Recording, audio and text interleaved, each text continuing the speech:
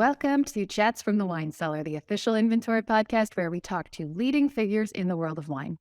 Today's guest is not only a brilliant wine mind and palate, but also a good friend. So I'm very thrilled to welcome Marc Nadeau to the podcast. Marc is the managing director of Académie du Vin, which was originally established in 1973 by Marc's friend and partner, Steven Spurrier, who will be known to so many of our listeners.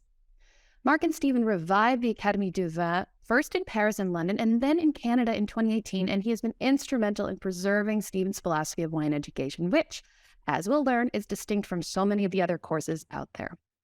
We're also going to talk a little bit about Académie du Vin Library, which is a sister company of sorts that Steven founded to publish great wine books. And I'm excited to announce that Académie du Vin Library has partnered with us Inventory on our new Prestige Benefits program to offer every Prestige member 15% off book purchases. So if you're not yet on Prestige, now is the time to sign up so you can stock up on great books for your bookshelf. Marc, welcome to Chats from the Wine Cellar. It's a pleasure to be here with you, Yoli. Well, they're very happy to have you. So let's start right at the beginning and talk about how it is that you actually got into wine and how you got connected with Steven. Well, fortunately or unfortunately, I had to work for a living when I was going to school as a adolescent, and I had the opportunity to work in some fine restaurants. I grew up in Montreal, and the clientele were the ones who got me very much involved in appreciating wine just by seeing them consume and being someone that they felt that they should share their wines with. So if I wasn't changing their ashtray, I was pouring wines for them or listening to what they were talking about with wines. At the time, it was mostly Italian wines. But the one thing about working in restaurants is that you get a lot of catering jobs. I was always available for those. So I had the opportunity to go see people in their homes, in their cellars, and they would be more than generous to show me what they had and even let me try some of their wine. So that started the whole thing in my teens. It's good to have good friends with good wine. Yes, I mean, they were customers, but I was pretty useful, and I was invited to many events all over the world. In fact, as a young person. So then how did you get to Paris and to meeting Steven? Well, in 1981, I had graduated from McGill and had an opportunity to study business at a pretty good school on the Champs-Élysées in Paris. So I went there, and it was also prompted by the fact that I'd worked with a Formula One racing car team, and they were based out of Paris, and they set me up to be able to stay there in their place for a little bit of time, and while I started at the school.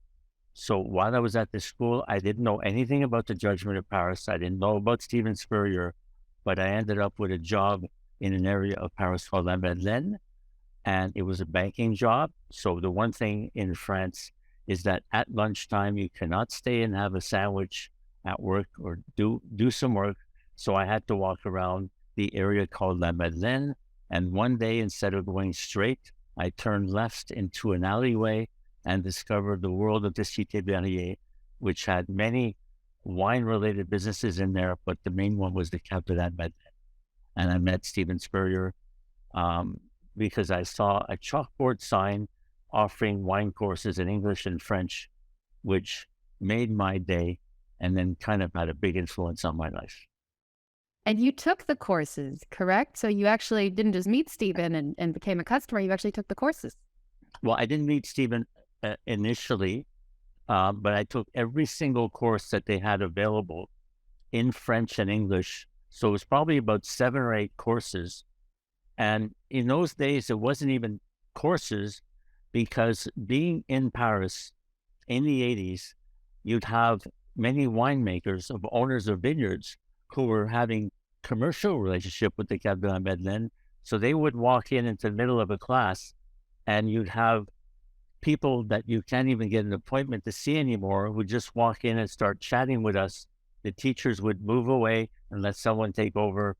And I got to know some people at the time that I still know who were involved in that. So it was formal courses, but the informal part was the fact that anybody could walk in and not disturb, but add a whole other dimension to the classes that was tremendous. Can you give us any examples of people we might know? Well, I mean, the first one I remember was Alexandre Champon, who had just taken over running Le Chateau Serton from his family. Now he's probably my age, but in those days we were pretty young, and he was the young Alexandre Champon. I remember meeting Audebert de Villaine. I remember meeting Nadeau de Roy. And you know, business wasn't the same in those days. They needed to get around. Everybody was younger also, but they knew that the Château de la Madeleine was at they call a plaque tournante, where they had the Anglo market in Paris, which was, let's say, wealthy, and it was mostly IBM people, but they were able to mix with a different crowd. And even when you see something like in the movie Bottle Shock, which only has part of what happened at the Madeleine, but that was a true situation where people would just hang around the shop with that one central figure who was often there to have any type of conversation, who was Steven. So I did meet him that way eventually. Eventually. Well, you know, it just occurred to me, some of our listeners might not know who Stephen was. So can you just give us a quick introduction about him, how he got started? And you mentioned the Judgment of Paris. Maybe mention that too. Yes, I mean, Stephen Spurrier was born in Yorkshire. I mean, he's from the Spurrier family. Um, he his family had some means, let's say, and because of several businesses that were in the family, Stephen was the youngest or the younger of two sons. In the rules in the UK, the older brother is the one who runs things eventually. So Stephen was given a nice amount of funds to be able to go around his favorite country, which was France, and learn about wine. He ended up working in the wine trade. And then after doing all of that, he set up this shop called the Académie de la Madeleine in the 70s. And it was such a different situation. The woman who ran the shop and who owned it didn't want someone like him to be running the shop.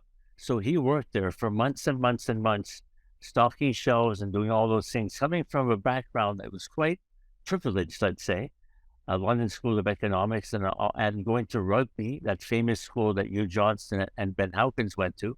And he would do every single job. And that woman said, this man is truly a gentleman, and he'll be worthy of taking over the cabinet.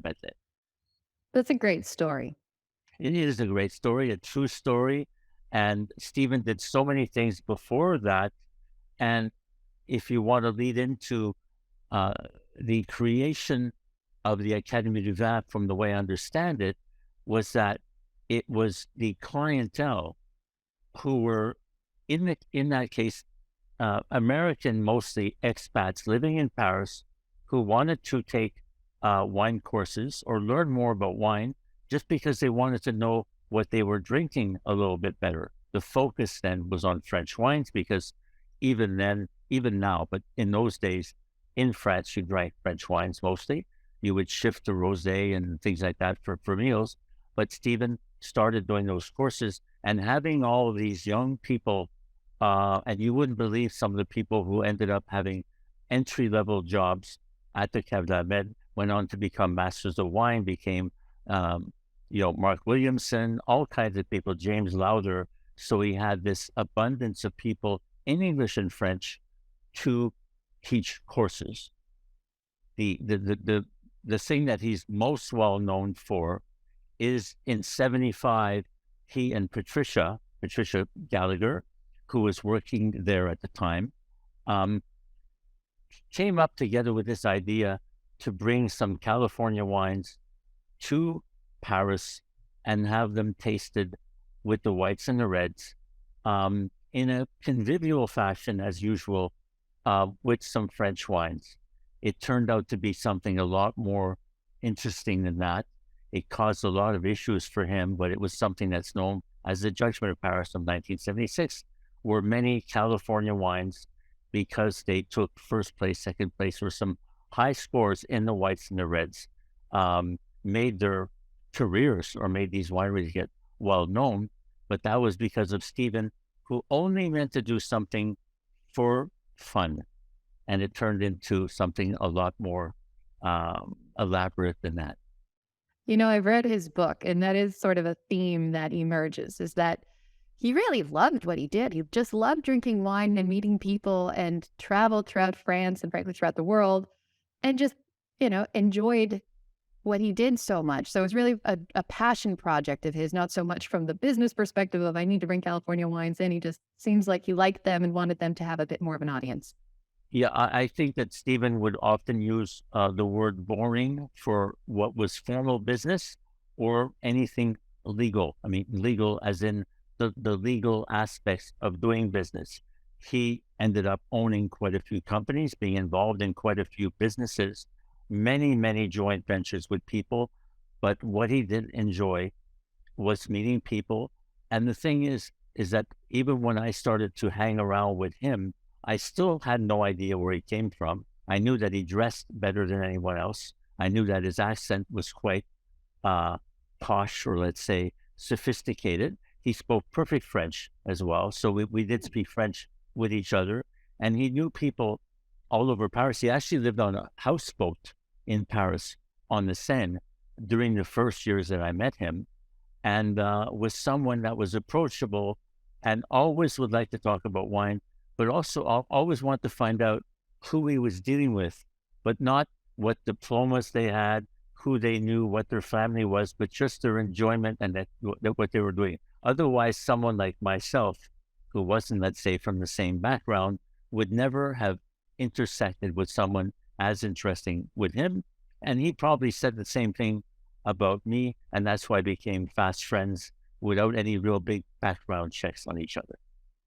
That's a great segue into maybe the philosophy behind the Académie du Vin, because it seems to hearken to that a bit. So let's talk about the Académie du Vin now and how it kind of came up, what the philosophy is behind it, and if today's Académie du Vin, which you and Steven brought back to life, is similar to the original, or if there have been some changes in what those have been.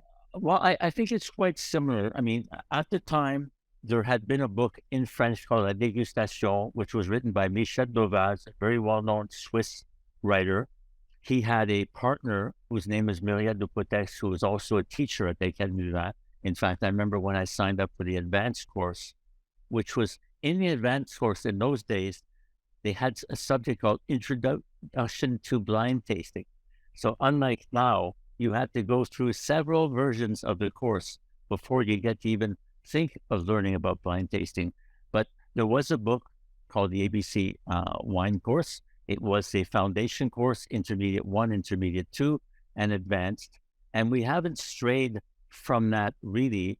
But the one thing that it was at the time and still now is wine appreciation in a convivial atmosphere for people who want to learn how to enjoy wine with other people, but not necessarily work in the trade. So it has evolved from that because, again, it was very French centric at the time.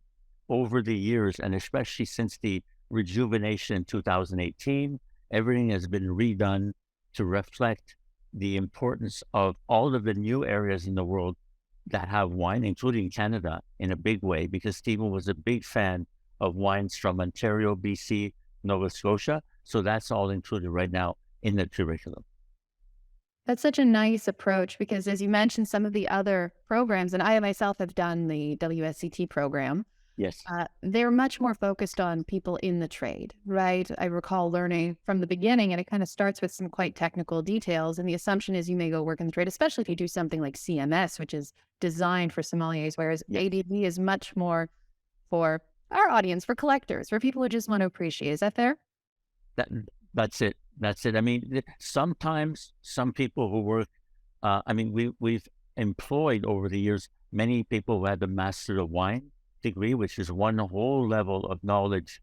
We've also worked with many sommeliers, but we you're not having a Master of Wine or a sommelier, Master sommelier try and teach someone in whatever language to become the same. It's just to be able to impart the knowledge that they've learned with an aspect of allowing people to show up at tastings and know and feel more comfortable than they were before they took the course.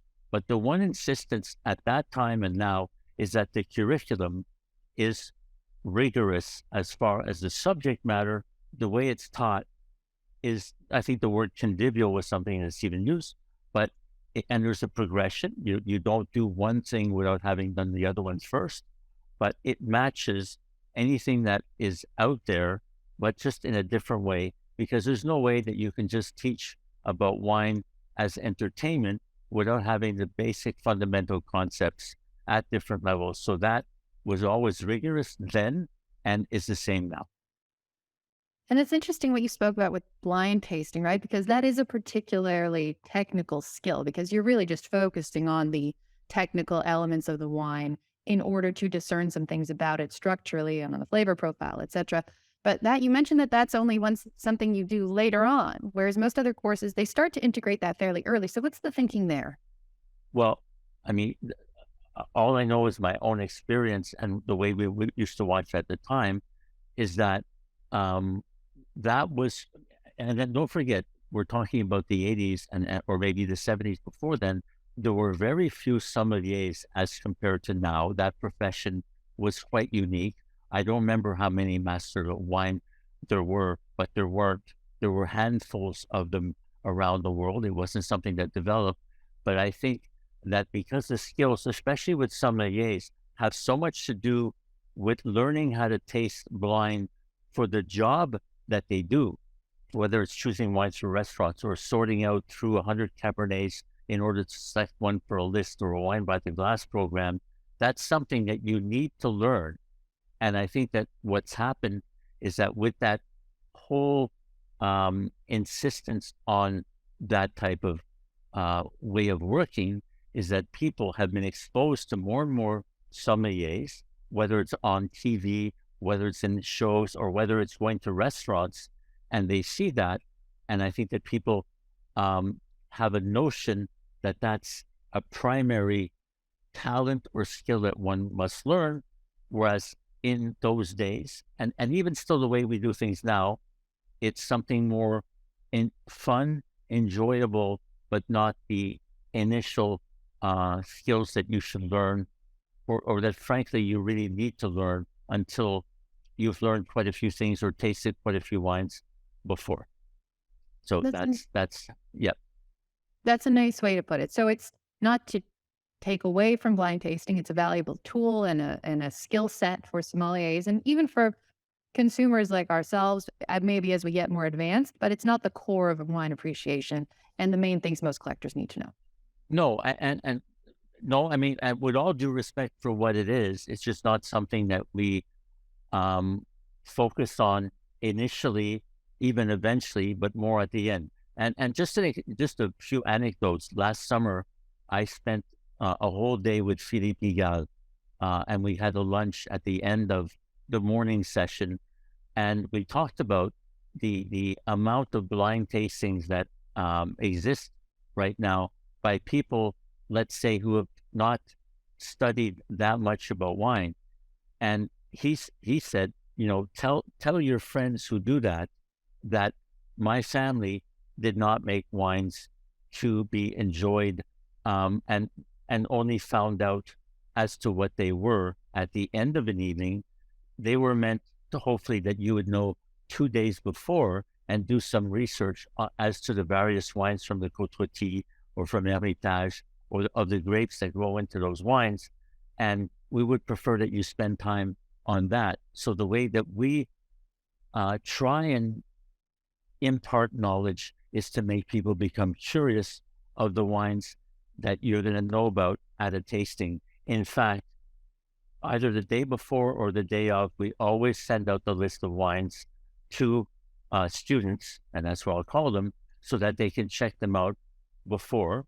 We may throw in a blind wine once in a while for fun, but it's not and that's an exercise. But our thing is to make people want to study and learn about the wine even before they try it. Not to have preconceived notions by checking out other scores, but just to know who's who, what's that family, where they come from, how long they've been around, and what type of wines they make. So that's probably the biggest difference there. That's a great point. One thing that we say a lot at inventory is that most of the enjoyment of a bottle of wine is not from the actual taste, right? It's going to come from your connection to the bottle, which might be to the story and the family and the region and the people, or maybe a trip you took where you got that bottle, something outside, and maybe the people with whom you're enjoying it at that moment. But the story of the wine and everything behind it is half the battle, or half the story of what you're actually going to enjoy, right? When you get to drink DRC, I think most people actually are more excited about the legend that they're now participating in this rare experience that so few people get to partake of Yes. than it is the flavor itself. Sure. And I mean, one thing, I think that in many of the things that we enjoy in life, and there's such a list, is anticipation of that enjoyment, and the preparation for that is a big part of it. And we all know that. And no matter we travel or all types of things, when you know you've got something coming up, the more you've looked into it. And even if you talk about something like DRC, I wouldn't I learned about DRC first by knowing the geography of the Vaune Romanée area. And then you start to learn that you don't need to go to the core of, let's say, the Grande Rue or La Romanée and Romanée Conti. You have to learn what the neighbors are, why they're neighbors, why they became this, why they didn't become a Grand Cru, and things like that. And it's only by studying.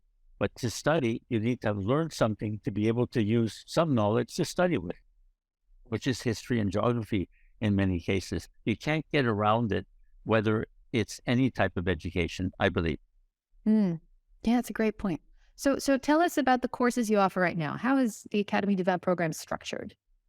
So the way it's structured is we still start with the foundation course, which is for anybody, really. I mean, we found that we've had people who are beginners who there's not too many people anymore who've not been to a tasting who show up at a course. It used to be that you would have a course first because they were available, but people didn't even think of going to tastings until they'd taken a course. Now there's so many tastings available, especially by the industry. So people might want to reorient their knowledge by taking the foundation course.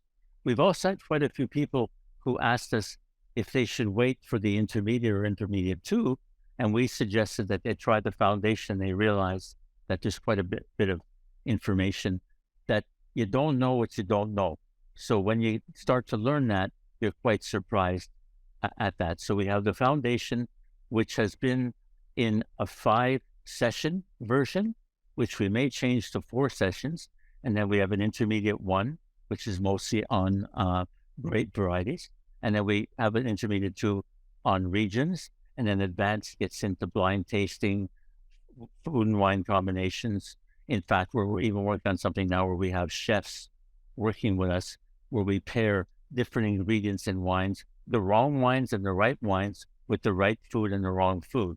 But that's something that you really should be doing either when you're just having fun or when you have a certain amount of knowledge to be able to plan that properly or appreciate it fully. So So it's the four courses right now.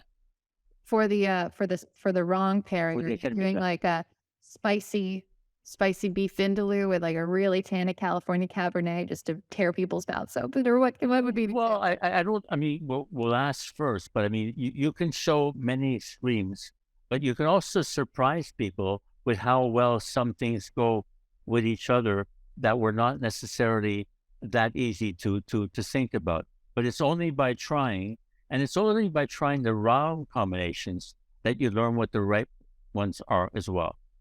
The only thing is that you have to make people understand that if you use a wrong wine or a wine that's not the proper one for something, they are paying for these things. So you should be communicating properly with them so that that knowledge is something that you're building upon. Because in real life, that's how it works.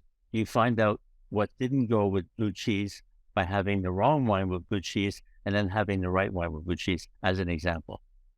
And that's a very helpful thing, I think, for people to learn because most of us do enjoy wine when we go out for dinner. So having a bit of that basis of here are some basics that you could apply when you're at the restaurant next time, or heaven forbid, have to make the wine choice for the whole table. So it's a great skill to integrate. Yeah, I mean, it is. And, but we just feel as if there's a few things that you need to know first before you end up doing that. Otherwise, unless you're being directed, but if you're directing someone, you may be trying to influence them, or they're trying to feel as if they're being influenced. Whereas if you do it in a convivial fashion, people start making the judgments together in a group, which is why even when it was an opportunity during COVID to continue wine education with webinars and all of that, we decided not to do that because we wanted to make people be in the same room and not necessarily on the same Zoom call. It wasn't the best thing financially, but that's what Stephen would have wished. Because just to think of the Toronto opening is that Stephen Spurrier's last voyage was in March 2020 when we came to open the Académie du Vin in Toronto at the Vintage Conservatory in Yorkville, where I'm sitting right now. And COVID happened day by day by day that week. So we had to put that off for about 18 months. Wow, it's good, nice that he was able to make it for that final journey. And you bet. No one can forget that last week with him in the city. But let's talk a little bit about the wines that you pour, because I think this is another point of distinction with your program. I know myself, whenever I look at the wines that you've had at one of your courses, then I'm quite jealous that I wasn't there. So talk a bit about that, because you're typically pouring nicer wines than what often entry-level courses would offer. Well, I mean, the courses are not inexpensive. And I think that when we first started doing this in the 80s in Toronto, a foundation course would be entry-level wines. And many times they came from the shelves of the LCBO. There was also a lot less ways to get wines in those days. The way we do things now is that we consider that each evening or each afternoon of a session is a tasting with an educational component around it. So we use wines that are not only a higher quality, but we really try and add older wines. Not just an older wine, but many times an older wine with the younger version of it, so that people can feel pretty quickly that it's not just the fact that it's a different year, but that same wine, especially from years that were quite similar to each other, and people learn that eventually that there are vintages that behave in a similar way, the wine will taste differently if it's been stored and aged for 10 or 15 years. So we integrate those into that. The thing is sourcing them is not that simple, although there are ways to do that. And it's also, it adds to the price because it's just something. But if you let people know ahead of time that they're going to be able to get tasting level wines, then they sign up and they enjoy that. Even if they don't know why yet, they just think that that's something, and I think it differentiates us a little bit from some other educational institutions. Yeah, absolutely. I think that ability to have older wines, that's very rare that people get to enjoy and side by side with the younger vintage perhaps. I think that is a quite a special point of distinction. Yes. And I mean, and there's been inflation over the years, but I do remember that 20, 30 years ago, expensive wines were expensive as compared to less expensive wines, but they weren't the same percentage of one's net worth or one's income as they are now. There's been a tremendous amount of inflation on wines, especially finer wines or older wines. And there's also a few billion more people who've learned about wine than even 30 years ago. So there's the same amount of wine going to more people. So prices have gone up. So it's tricky to do that, but it's something that we will never stop doing, and searching for wines to fit that bill. So let's talk about what it is that you hope your students leave with. So if a student goes through any of the courses that you offer at Académie du Vin, what is it that you hope they take away? Well, the main thing from the foundation course, and we've tested this, and I've also seen it happen for almost 40 years now, and it happened to myself, but I've seen it happen, is that especially people who've been to tastings and they were a bit lost, or what they do is they try and find someone near them or in the room that they think may know more than them, is they try and glean some information by how that person's adapting to the tasting. What we found or what I really enjoy most is when someone who's taken even the foundation course comes and said, I went to a tasting recently or a tasting dinner and I understood a lot. I went in with more confidence, and that confidence was not arrogance or not something where you're now the expert in the room, but they just feel as if they're able to get it more, whether it's from the taking notes, the order of how to address a glass of wine. You maybe don't drink it first before smelling. You maybe don't smell it before you look at it. Whereas these things were confusing sometimes for people because they didn't know. So that's what I like. It's not, it's a question of order and in an orderly fashion. And the other thing is I think that people, once they take the foundation and maybe one intermediate, when they organize things themselves, they start to really get what they consider to be not a hierarchy, but an order of wines and how they should be served with each other in a meal or in a tasting. And it's not we're talking about whites and before reds or reds before rosés and things like that. It's just that the weights of the wines and the types of wines, and you could end up with a rosé being served before a certain white. And as you know, also in tasting, many times you'll end up having a burgundy after some reds. But the thing is people do that with more confidence. And I think that's a direct result of proper teaching and the experience where you show people and they go, aha, I get it now. But we never teach things in a way where we're saying, this is how it's going to be. In fact, Steven, just to say, never once told me in all the years I knew him what to do in wine tasting, except one time we were at a tasting, and if you don't mind, I'll just give an anecdote. We had helped George Riedel be introduced at Vin Expo in 1989, I believe, in Bordeaux. And we were at Cheval Blanc, and there was the who's who of the wine world for this Riedel tasting, and me, who's who, and me. I'm sitting with Steven, and George Riedel asked a question to the room about what was a certain wine. And I went to get up to sort of show everyone, I was about 30 years old at the time, what I knew. And Steven put his hand on my knee and just said like this. He said, you're here to listen. You can speak in 10 years. So the thing is, I thought I knew in those things, but you learn that there are people that know more than you. But again, someone like Steven, I learned from him by watching what he did. I learned from watching what Michael Broadbent did. I learned that day from watching what Lalou Leroy did, the famous Burgundy woman, blind taste 4 Bordeaux's and guess them all wine and vintage in one time. That's what makes you want to sit down and listen instead of telling people what you know. So the Académie du Vin is always something where you're imparting knowledge with students, but in a way where they're wanting that information and it's not being told to them, it's just being taught and experienced and shared together. So that's important. Very humility is always a good lesson, especially in the company of Lalou Leroy. But do you think, based on that, what you just said, is there any substitute for experience in learning about wine? Is one of the best pieces of advice you could give is just enjoy lots of wine and taste it? Yes, at all levels. I mean, sometimes when we had the courses, one of the courses, the evening is a bit loaded up on rosés.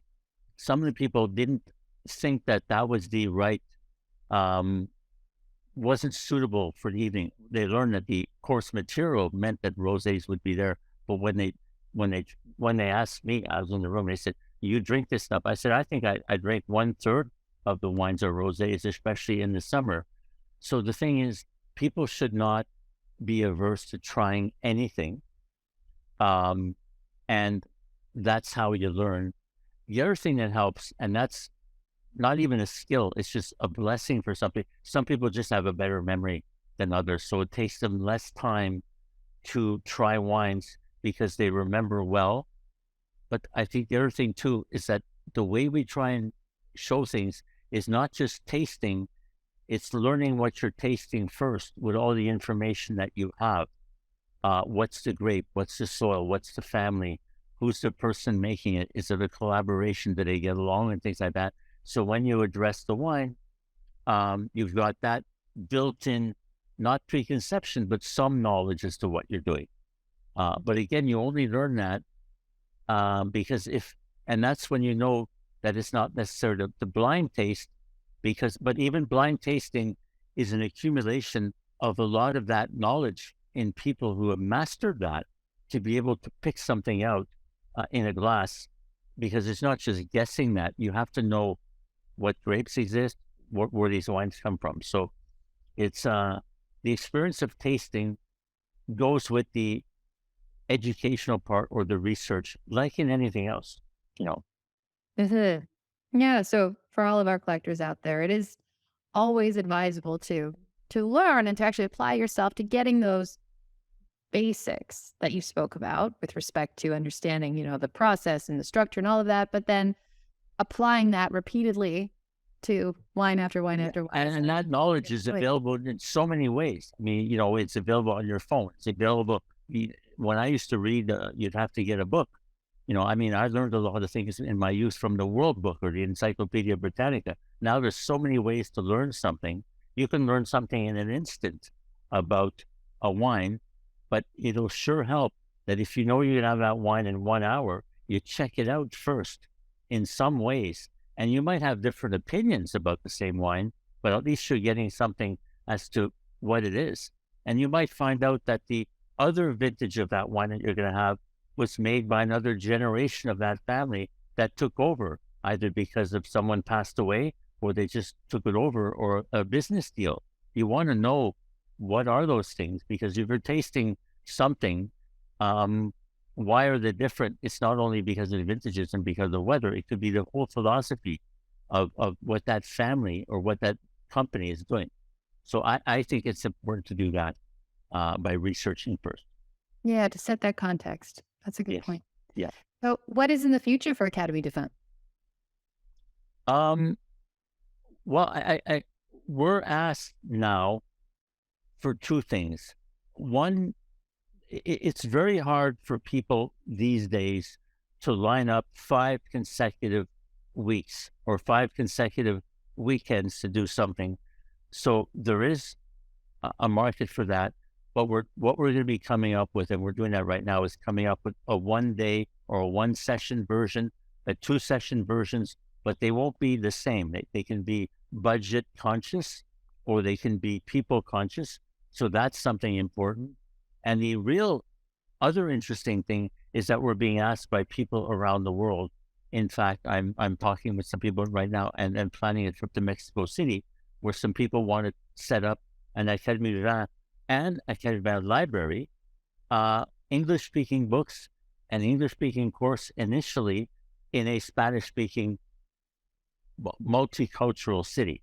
So these are things that we're exploring right now, and that just goes where you get to meet people and all of that. So that's where we're going. We're trying to come up with condensed, precise versions, which can be more topical and suit certain needs, but we'll always have the courses in the way that they were meant to be in the first place. That won't stop, and everything will be around that.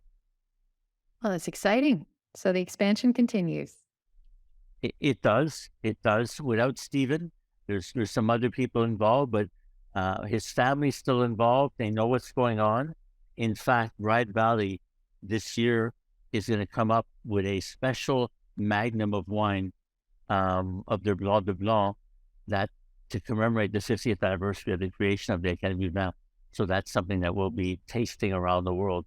So these are things, the Spurrier family is involved, and there are other people who all know what Steven meant and what some of Steven's mentors meant, because Hugh Johnson is involved with us. Michael Broadbent was involved in this. When you read a book by Steven Spurrier, it says about Michael Broadbent, my hero, my mentor. I might say that about him, but he had someone else, a few years older than him about that as well. And for those who don't know, Bride Valley is Stephen's family's vineyard. That's right. They endorse it, yes. Mhm. So they have Chardonnay, they have Pinot Noir, and they make sparkling wines and some still wines. Yeah. Yeah. Well, let's shift to talk a little bit about the Académie du Vin Library, since this is, as we spoke about, a bit of a sister company, right? So what was the impetus behind the Academy du Vin Library? Because Stephen, he was a busy guy, so it didn't seem like he needed another project, but he took this on. So why did he? I mean, a lot of these things happen because don't forget, Steven Spurrier was Decanter Man of the Year. They don't call it Man of the Year anymore. Um, in 17, I believe, 2017. So there was a lunch at Le Gavroche, and Patricia Gallagher was there, who was the co-founder of the Academy du Vin. There were all of the living people who were Decanter Man of the Year. Now, again, they don't call that anymore. And the one thing that happened at that lunch was quite a bit of consumption of beverages. So we started coming up with these ideas about relaunching what Stephen preferred out of all the different ventures that he had. So Patricia and I, she went off to Paris, I stayed in London, and we decided to start the Académie du Vin again. So Stephen started becoming very focused on the Académie du Vin. But the other thing is that he was seeing Michael Broadbent getting on in years. He loved him dearly. And the my version of the foundation of the library was a lunch that I hosted actually at CCM Pall Mall. And there was a publisher of Stephen's book, the original one, Life and Wine. And there was Simon McMurtry, who had been the chief executive of the publishing company that signed Hugh Johnson, Mitchell Beasley, Stephen, and myself. We had a Nova Scotia Chardonnay, and we had another Roumier Chambon Musigny that everybody enjoyed, and it led to sticking around and saying, what could we do to carry this on? So at the time we came up to write one book about Michael Broadbent, where we would republish the wine tasting book that had come out in the 60s, and that had become the book to show people how to taste wines. That was my part in this. I think from then on, they went to turn in something more serious where they got Hugh Johnson involved, and then they set up the Academy du Vin Library as a company in UK, which I'm not involved in, but I'm involved in spirit, because I think the embryonic meeting that happened that led to another one that turned into a business was from that. And I think that was something that Stephen felt was a natural emanation of the education side, because each book would have its own meaning, its own people involved, who are people very close to him. So that's how it developed. And there's 19 books now, and more coming out in the near future. Yeah, I think there's a couple coming out this year, which will be exciting. But for you personally, are there any highlights of the books that have come out that you particularly liked? I still like, I mean, the wine tasting, the initial book is something that, I mean, the one thing which is strange, because I didn't think that I would be the one showing these people about Michael Broadbent, but Michael Broadbent was an architect when he was a younger man. So 1/3 of that book is some works by Michael that are drawings of chateaus, vineyards, and places at a level that none of them knew about or had forgotten about. So it shows the talents of someone like Michael Broadbent. But that book called Wine Tasting alone, if you read through it, can show you how to host a wine tasting at home, how to address a wine tasting, how to bring friends over, how many glasses you should have, how to decant, and all those things. So I find the core of that. And the other one, which I wasn't involved in at all, but which I was very proud of, is when they did something with the Auchard family, a book called Chateau Musard, where the whole family participated, and there's several generations still around, where they told a life story of a magnificent family that was in business in Lebanon many, many generations ago. And it's something, they've gone through wars, they've gone through all types of things. even Lebanon is not the simplest place right now, but that's a fantastic book. That is almost a Harvard case study of what a family being together does about wine. There's so many. There's some written or by Fiona Morrison, who's with the Champeau family. There's on and on and on.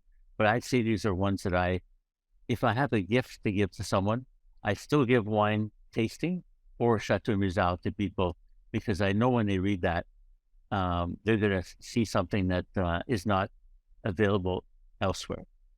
Yeah. Well, those are great options. So if anyone's interested in those, they can go to the Académie du Vin Library website and have a look at all the great titles that are there. Yeah. I mean, just one other thing is that, all of this was launched just before COVID. But if anybody looks at any one of the Académie du Vin Library books, there are chapters and chapters. Each chapter, I would bet in any of the books, let's say on Bordeaux, that one chapter, let's say something where Fiona is discussing 82 versus the 82 vintage or some other vintage. These things can inspire a whole tasting that you can host at home that you may want to check out and buy those wines. So it's material for someone to not come up with the idea themselves, but just to adapt the information there and to turn it into something. And then you go on to the other book, and there's some other thing in there that talks about another family that maybe you can have access of the wines to and turn it into something else. So they're inspirational, not just for the subject matter, but for creating tastings and dinners like that, which we couldn't do because of COVID, but which we're going to be doing again. That's a great point. That kind of speaks to how the information and the sort of literature out there can really be a nice complement to the education. Because I always personally find that as I read wine books, and as you say, they kind of inspire you to go find a wine or maybe taste a wine, the connection that you build just by knowing about a different wine, that can really feed that passion and create some stars that you're going to want to add to your cellar. I agree. And I mean, and you can read about wines that you would never think of even trying. But when you read the family story or the fact that they're related to somebody else on another continent, you may want to check them out as well. So I find that those books, even if you just open them at a certain page, because I mean, people, you say that you should start at page 1 and go through, but you can open them at any page or any chapter, and I'll bet you people will be inspired to go and find something related to that article for Yeah. any budget and any means and any style and any part of the world. So that's pretty cool. Yeah, absolutely. Well, good books to look out for in the future. So now we're going to get to your favorite topic. We're going to talk about your own wine collection and your wine life. So tell us about your personal collection and how that's changed over time, because I'm assuming you are drinking different things than you did when you first moved to Paris as a young boy. I sure do. I mean, number one, it was a question of affordability. But I mean, the one thing, again, I was fortunate is that as a young man working, especially when I worked in Formula One, the people who owned the team that I worked with, they had a lot of dinners and events, and they invited me to them, and they would share with that. And anybody who works in the industry knows that generous people will always let you try not some of the bottom of their glass, but the bottom of their bottle or some of the wines. And if they know you're curious about it, so that's how I started in this. When I moved to France, I am a French citizen, so I had some knowledge and grew up with that. But the tasting wines or just drinking wine and something common, I also had a lot of friends who would invite me, and their parents, first thing they would do is they'd ask me my birth year. They'd go to the cellar, grab something, and let me try that. So I found that neat because I'd never thought of that concept. So I built up wines for a while. I also had an illness at one certain time, so I didn't think I could drink anymore. So basically, all the wines that I have now are all from 2010, purchased since then. And the other thing is that they're also a lot older than the wines that I would have kept because I don't drink younger wines. The only young wines that I drink myself are wines from Canada. I love wines from Canada. I like the white wines from Canada. I like rosés. I buy them across the country, Nova Scotia, even Quebec, Ontario, and BC. And I have lots of those. And I share them with a lot of people. I bring them around the world. But I enjoy older wines now, especially Bordeaux. Um, and I think I collect. I keep collect. I tell people I'm going to have this wine when I grow up. Thing is, I am grown up now, and I'm growing up, but my tastes have changed quite a bit. And I wish one thing is that when I moved to Toronto, I had the opportunity to be invited to many dinner parties and homes of very big collectors. And at the time, the one thing that you had to know if you wanted to be known as a wine expert, let's say, was your Bordeaux 1855 classification. You had to know the whole hierarchy of the wines. You had to know the families. You had to know your vintages. You had to know Pommard, Saint-Emilion, and all that. So I thought that the world of wine was that, and then the rest. Then I would meet people 20, 30 years older than me, and they said, Mark, you're 30 years old. You're enjoying all this stuff. You should start buying some Burgundies. And I didn't listen too much.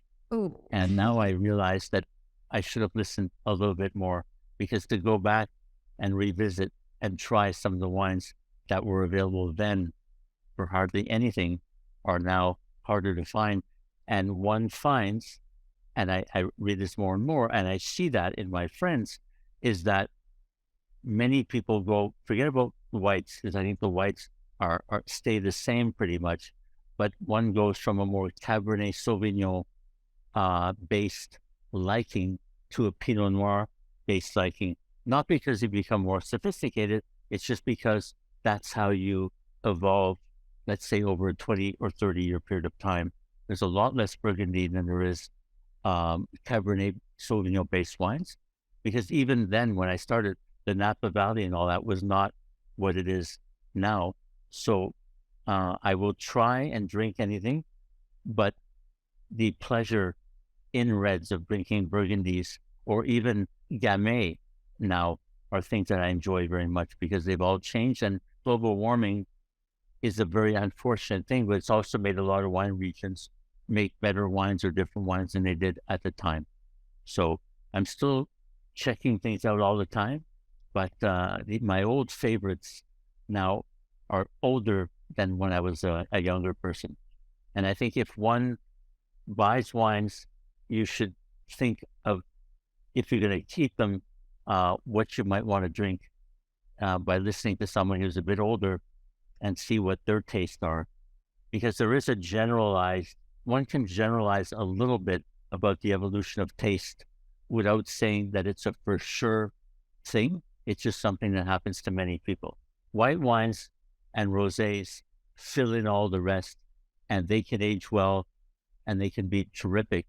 But if you want to see what can happen to wine if you store it and keep it properly, it's the evolution of great red wines, or even most red wines. Well, you know what they say, all roads lead to Burgundy, as you found out. And all of us are unfortunately finding out, even though now, as you mentioned, the price point has really shifted. So, Yeah, I mean, the one saving grace with that is that they're making more and more good Burgundies than they used to. It's not just the top end things, because people have had to go into different regions of Burgundy. So you can get some very, very good wines, and there's nothing really badly made anymore. And sometimes you'll find one family that has a limited amount of production, but they're making the best wines that they can. I prefer to buy that than the 15th wine that a big negociant is making, just because it's usually not the main one that the family is known for. I don't want to generalize on that, but I mean, you sometimes to find something that someone only makes, they'll do a good job of it because that's their name of their family. hmm yeah, that's a good piece of advice. So, are there any experiences in your wine life that stand out? Because I know you've had many memorable experiences. You've already mentioned a few of them here, but can you just give us one or two little stories about your most memorable bottles? Well, there are many, many stories. I mean, I often think of the people that I was with. I can think of the first time that I went to Pomerol because I was brought into the Hospitalier de Pomerol, which is an association around the world that emanates from Pomerol, and somebody sponsored me for that, and it was in 1990. So I went there with Champlain Charret, the famous collector from Quebec. He was brought in as well. I think it's because of him that I was invited too. But to go and taste all of the 89 and 90 barrel samples of Pomerol in the month of May in 1990 was something that I'll never forget with the people that were there. I still know many of them.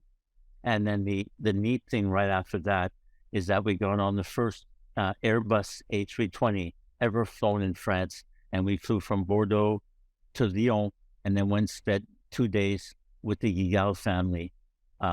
My favorite family in the Rhone, or one of my favorite. I used to like Gérard Zaboulet quite a bit, and then learn from them what it is for at the time it was a 2-generation family, what excellence can be if you're really paying attention to that. So these are older memories, and there are new ones all the time. But the other one that I think of most was in 2016. My wife Elizabeth and I were supposed to go to Turkey for our 30th wedding anniversary, and it wasn't a good time to go to Turkey, so we decided to go to Calgary and then drive from Calgary to the Okanagan. And I went to see a person named Don Triggs, who's very well known in the wine business. Jackson Triggs was his company amongst many. But then I ran into a person named John Skinner on my wedding anniversary at Painted Rock. We became, I think, lifelong friends since then. And I realized how good and how beautiful the Okanagan Valley was. And I've been a fan, and I've been back many more times with Steven, by myself and all that. So I realized another part of the world that was wonderful. But I think of the people that I was with on a specific day and what emanated from those conversations. So something like 4 years worth of tastings in London at 67 Pall Mall to piggyback on a Canadian wine event at Canada House was a result of one afternoon with John Skinner, where I had a bit too much wine and proposed to do Canadian wine tastings in London every year going forward. And it turned out to be something that happened, even though when I phoned my friend Steven Spurrier to tell him that I'd promised this, he said, "Good God, are you mad?" But he did do it, and it turned out to be something good. So people involved, regions, and the beauty of landscapes. I think that's the important thing. I'm invited to all kinds of tastings and places. It's a big world. It's hard to get around, but I think that you remember the wines that you had and who you had them with. I think that's very important. No, that's a good lesson. And I do notice that a lot of your great business ideas have come over these wine dinners where there seem to be a few bottles open. So maybe that's a good trend for the future. Yeah, I mean, sometimes you get a little bit wild because you can get a bit creative, but some of them turn into something that worked out well. Like the Académie du Vin Library really came from one lunch that turned into another one. And I would think that the rejuvenation of the Académie du Vin, if you think of the true thing that created it, was the fact that there was this promise to be made in Penticton with some people going to London, having Steven be involved, showing that Steven and I can still work together and do some gigs, as you want to call them, and turn them into something nice, was the beginning of how the Académie du Vin reformed itself, because we were doing this in large amounts during the 80s and 90s, but thought that we had stopped and wouldn't do that anymore. And now it started again, with him in spirit all the time. Yeah. Well, just to round out the conversation, can you give us 3 bottles, producers, regions, wines that you could recommend to our listeners? Because we do have a lot of collectors out there who, given your experience, I'm sure would be really keen to know what you would put at the top of your pedestal. Well, I think if we want to stay local, and I didn't ask anybody, I didn't know that you'd ask me this question. I think that if you just go to the Niagara area, I mean, there's one person that I think there are many special people. Let's say, I'll say 2. I think that one should always try and see whatever François Morisset and Pro Morisset is doing. And in another way, nearby is what Thomas Batchelder and Mary are doing with their wines. If you want to know about wine, not just Canadian wine, you'll learn from those people also because of where they were trained, which is classically in some of the best places in the world. So if you want to stick with that, that's fantastic, I think. And then I go back to the Guigal family, because the Guigal family makes the most white wine in all of the Rhone through the Côte du Rhône.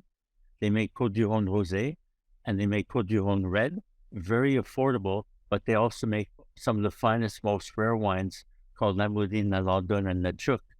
And they make some great, so they have the whole gamut of the southern and northern Rhone. There are other families who do that, but I don't think anybody does it better. So that's something that I think is really important. I'd